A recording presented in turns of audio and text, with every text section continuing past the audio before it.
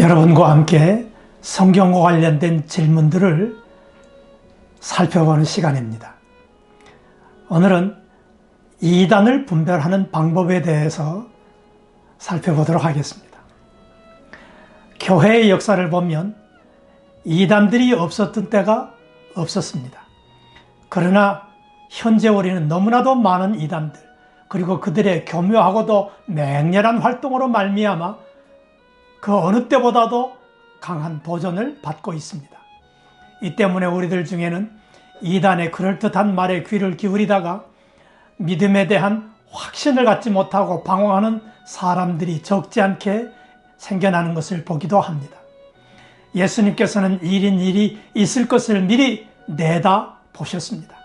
그래서 자신과 사도들의 말씀을 통해 말세에 미혹하는 자들이 일어날 것을 예언하심으로써 처음부터 이단에 대한 경각심을 가지도록 경고하신 바 있습니다. 이제 이단의 개념, 이단을 분별하는 기준, 그리고 이단에 대하여 우리가 가져야 할 태도 등에서 살펴보도록 하겠습니다. 이단이란 본래 어떤 것을 선택하거나 선별하는 것을 뜻하는 말이었습니다. 그러던 것이 차츰 선택 행위로 말미암은 결과물인 철학적, 정치적 원칙이나 그런 원칙을 가진 사람을 가리켜서 이단이라고 말하기에 이르게 되었습니다. 따라서 이단이라는 말은 본래 좋은 경우나 나쁜 경우를 막론하고 학파나 분파나 당파를 가리키는 말로 널리 사용되어 왔었습니다. 그래서 사도행전 24장 5절에서는 기독교의 순전한 복음을 전하는 사도 바울을 가리켜서 나사렛 이단의 괴수라고 표현하기도 했습니다. 사도 바울께서는 고린도전서 11장 19절에서 이단이라는 말을 긍정적인 의미로 사용하신 일이 있습니다. 그러나 갈라디아 5장 20절에서는 하나의 단순한 분파가 아닌 조화와 화목을 깨트리고 교리와 조직의 분열을 초래하는 부정적인 의미로 이단이라는 말을 사용했습니다. 즉 분쟁이나 시기, 분냄, 당 짓는 것과 같이 교회 안에 있어서는 안 될 악한 것을 가리켜서 이단이라는 말로 사용했습니다. 사도 베드로께서도 베드로후서 2장 1절에서 이단을 부정적 의미로 사용하신 바가 있습니다. 그래서 교회는 교리에서나 조직에서 통일된 형태를 갖추기 시작한 초대교회 때 이후부터는 이단이라는 말을 부정적 의미로만 사용하게 되었습니다. 그 결과 이단이란 기독교의 근본적인 신앙에서 어긋나는 악마적인 자기주장을 의미하는 말로 사용되게 되었습니다. 지금도 교회 안에서는 이러한 전통에 따라서 이단을 부정적인 의미로 사용하고 있습니다. 이단이라는 말이 갖는 부정적인 의미는 사이비 종교라는 말에서도 비슷하게 느낄 수 있습니다. 그러나 사이비 종교는 종교로서의 기본 요건을 갖추지 못하였거나 겉으로는 종교단체를 위장하고 안으로는 비종교적 목적을 추구하는 집단, 즉 거짓이나 가짜를 가리키는 말이 되었습니다. 따라서 이단과 사이비 종교는 구별될 필요가 있습니다. 그러면 이단은 어떻게 구별할 수 있을까요? 이단을 손쉽고 정확하게 분별하기란 매우 어려운 일입니다. 이단은 한문이 뜻하고 있는 것처럼 대부분 정통 기독교와 다를 바가 없고 단지 끝부분만 조금 다르기 때문입니다. 하지만 다음 기준들을 적용해보면 이단들은 비교적 쉽게 분별해 볼 수 있을 것입니다. 첫째는 성경에다가 무엇을 더하거나 빼는 일이 있는가 하는 것을 살펴보는 것입니다. 모든 교리나 신앙의 기준들은 오직 성경에서부터만 나와야 합니다. 아무리 좋은 사람의 생각이나 오래전부터 전해 내려오는 좋은 전통이라도 성경을 대신할 수는 없습니다. 우리는 성경이 말하는 대로 말을 하고 성경이 침묵하는 대로 침묵을 해야 합니다. 성경이 가는 곳까지 함께 가야 하고 성경이 멈추는 곳에서는 함께 멈추어야 합니다. 우리 주변에는 외경이나 유다복음서 같은 것, 내가 본 천국 같은 책, 이런 것들을 참고할 만한 내용이 있다고 해서 마치 성경처럼 여기는 사람들이 있는 것을 봅니다. 이런 사람들은 성경에다가 무엇을 더하고 있는 사람들입니다. 또 이해하기 힘들고 틀린 것 같이 생각되는 것이 있다고 해서 신약이나 복음서만을 받아들이는 사람도 있습니다. 이런 자들은 성경에서 일부를 빼내고 있는 자들입니다. 이런 사람들은 모두 성경에 기록된 대로 재앙을 받을 자들이요, 거룩한 성에 참여하지 못할 자들입니다. 그러므로 만일 성경에다가 무엇을 더하거나 빼는 자가 있다고 한다면 우리는 그런 자들을 이단이라고 분별할 수 있을 것입니다. 두 번째로는 성경의 모든 부분을 균형 있게 믿고 가르치고 있는가 하는 것을 살펴보는 것입니다. 성경에는 책망과 경고의 말씀이 있는가 하면 위로와 격려의 말씀도 있습니다. 율법을 기록한 책이 있는가 하면 역사를 기록한 책도 있습니다. 예언의 책도 있고 문학적인 책도 있습니다. 예수님의 행적에 관한 책이 있고 사도들의 편지들도 있습니다. 이해가 잘 되는 책이 있고 이해하기 매우 어려운 책도 있습니다. 성경은 이처럼 모든 내용들을 다 포함하고 있기에 어떤 처지에 있는 사람들에게나 유익을 줄 수 있는 책인 것입니다. 그럼에도 불구하고 사람들은 성경에서 자기에게 필요한 부분만을 뽑아 거기에만 집중적으로 매달리고 다른 부분은 거의 무시하거나 침묵해버리는 경우가 덜어 있습니다. 일부를 침묵하는 것은 그것을 부정하는 것과 다를 바가 없다 해야 할 것입니다. 신구약 성경의 모든 내용은 다 하나님의 감동으로 기록되어진 하나님의 말씀입니다. 따라서 모든 성경은 다 우리를 교훈과 책망과 바르게 함과 의로 교육하여서 하나님의 사람으로 온전하고 또 모든 선한 일을 하기에 온전케 하는 유익한 책입니다. 그러므로 모든 성경은 균형에 맞도록 고루 강조되어야 합니다. 만일 어떤 부분에만 매달리고 강조하는 경향이 있다고 한다면 우리는 그런 사람을 이단이라고 분별해낼 수 있을 것입니다. 이단을 분별하는 세 번째 내용은 사도신경의 내용을 가하거나 감하여 왜곡하고 믿는 것을 살펴보는 것입니다. 오늘날의 교회들은 여러 권의 책으로 펴내야 할 만큼 많은 내용의 교리들을 믿기도 하고 가르치기도 합니다. 그러나 그 많은 내용들의 가장 기초가 되는 것은 사도신경에서 고백되는 내용들입니다.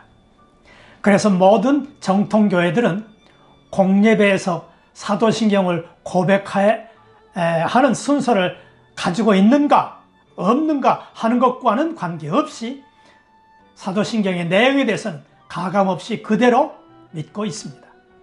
사도신경은 성경에 기록된 내용들 중에서 성부, 성자, 성령, 즉 삼위 하나님에 관한 고백, 천지의 창조에 관한 고백, 그리스도의 동령녀 탄생과 부활, 승천, 재림, 심판에 관한 고백, 사람의 부활과 영생에 관한 고백 등 기독교 신앙에서 가장 기본이 되는 내용들만을 언급하고 있습니다. 성도들은 이 내용들을 분명한 역사적 사실로 받아들이고 있습니다. 이 중에 어느 한 가지라도 부정하거나 왜곡하게 된다면 기독교 신앙 전체를 부정하는 것과 다를 바가 없게 됩니다. 그리고 이 모든 내용들은 서로 밀접하게 연결이 되어 있습니다. 그러므로 사도신경의 내용에 가하거나 가함하는 일이 있다면, 문자 그대로 믿지 않고 왜곡하는 사람이 있다고 한다면 우리는 그를 이단이라고 분별해낼 수 있게 되는 것입니다.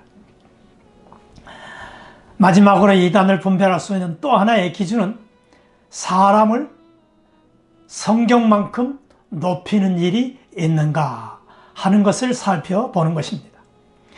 사람은 모든 영광을 오직 하나님께만 돌려야 하는 존재입니다. 하나님께서 받으셔야 할 영광을 사람이 가로채는 이 일은 우상을 숭배하는 죄처럼 하나님의 진노하심을 초래하게 될 것입니다. 그래서 하나님의 영광을 가로챘던 헤롯 왕은 하나님께서 보내신 사자로 말미암아 충임하고 죽고 많은 불행한 일을 맞았습니다. 이단은 흔히 특별한 능력을 가진 사람이나 교주 또는 특정한 지도자를 지나치게 높이고 따르는 형태를 보입니다. 사람은 아무리 능력이 많아도 하나님이 아니라 하나님께서 주신 능력을 받아서 하나님을 위해서 일하는 존재에 불과합니다. 또 성경을 아무리 심오하게 풀어 가르치는 사람이라고 할지라도 성경만큼 높임을 받을 만한 권위를 가지고 있지는 못한 존재입니다. 여전히 허물과 오류가 있는 사람이요. 따라서 그 사람 역시 성경의 가르침에 복종해야 할 사람에 불과합니다. 그러므로 우리는 하나님만을 바라보고 성경의 가르침에 따른 신앙생활을 해야 할 것입니다. 특정한 사람을 지나치게 높이고 그 사람을 옷깃만이라도 만지려고 한다거나 그 사람의 손 씻을 물이라도 마시려고 하는 마음을 가져서는 안 될 것입니다. 특정한 사람이 있을 때는 교회에 출석할 마음이 생겨나고 그 사람이 없다고 하면 허전함을 느낀 나머지 교회 갈 마음마저도 없어지는 일이 있어서는 안 될 것입니다. 만약 사람을 성경이나 하나님처럼 높이는 사람이 있다면 우리는 그를 이단이라고 분별해야 하는 것입니다. 그러면 우리는 이단을 어떻게 대해야 할까요? 몇 가지 주목할 내용이 있습니다. 첫째는 주위에서 이단을 늘 살펴보아야 한다는 것입니다. 진리가 있는 곳에는 늘 비진리도 있게 마련입니다. 이것은 마치 빛이 있는 곳에 항상 그림자도 따라다니는 것과 같습니다. 추수 때, 즉 세상 끝날에 심판이 있을 때까지는 원수가 뿌려놓은 가라지가 알곡밭에서 늘 함께 자라고 있을 것입니다. 사도께서는 말세에 악한 영이 활동할 것이므로 주의할 것을 경고하신 바가 있습니다. 하나님께서 최후 심판 때까지 이단의 활동을 허용하시는 것은 양무리에다 염소를 넣어 양들을 유익하게 하는 목자처럼 참 성도를 유익하게 하시기 위해서입니다. 그러므로 우리는 늘 이단에 대한 주의 깊은 관찰을 하고 있어야 합니다. 그러나 이러한 관찰은 다른 사람보다 자기 자신에게 먼저 할 필요가 있다고 봅니다.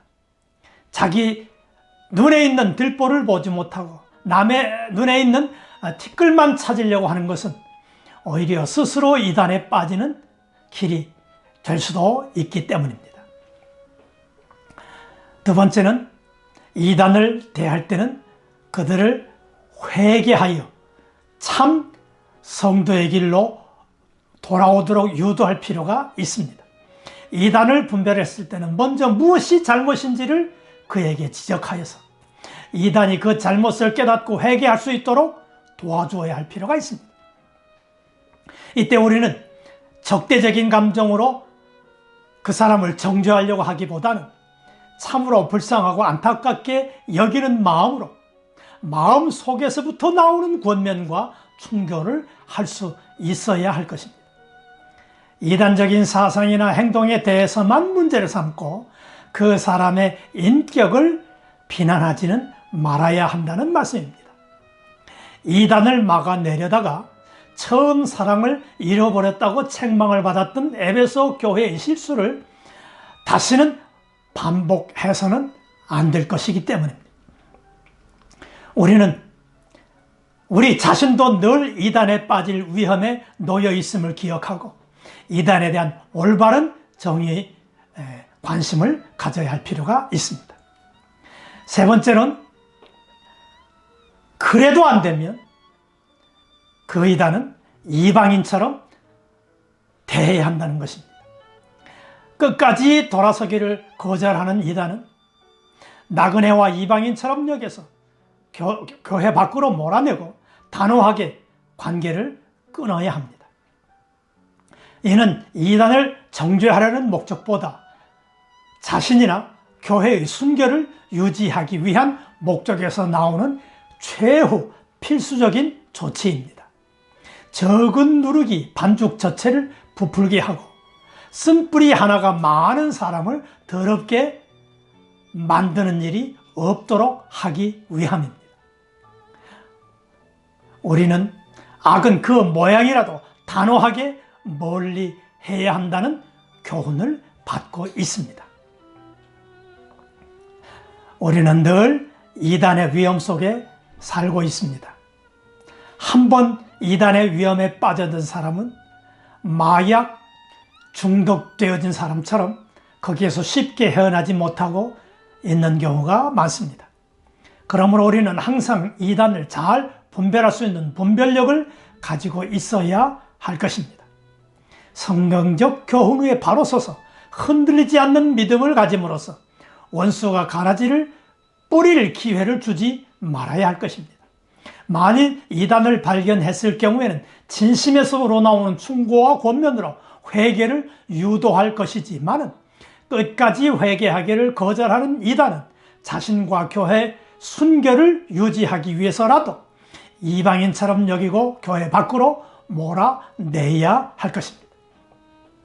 그래서 교회로 하여금 진리와 비진리가 섞이는 일이 없는 진리의 기둥과 터가 되도록 해야 할 것입니다. 대답이 되셨습니까? 감사합니다.